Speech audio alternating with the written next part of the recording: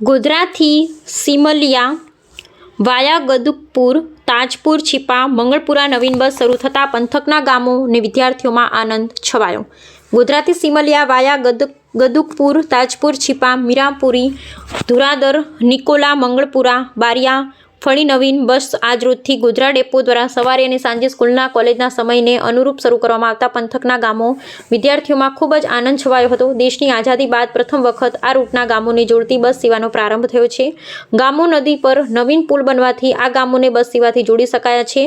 આ બસ સેવા શરૂ કરવા માટે સિમલિયા સ્કૂલ કોલેજના પ્રમુખ અને પૂર્વ તાલુકા પંચાયત પ્રમુખ નટવરસિંહ ચૌહાણે વખતો સાંસદ, ધારાસભ્યો અને એસટી વિભાગીય કચેરી ગોધરાને લેખિત અને મૌખિક રજૂઆતો કરી હતી.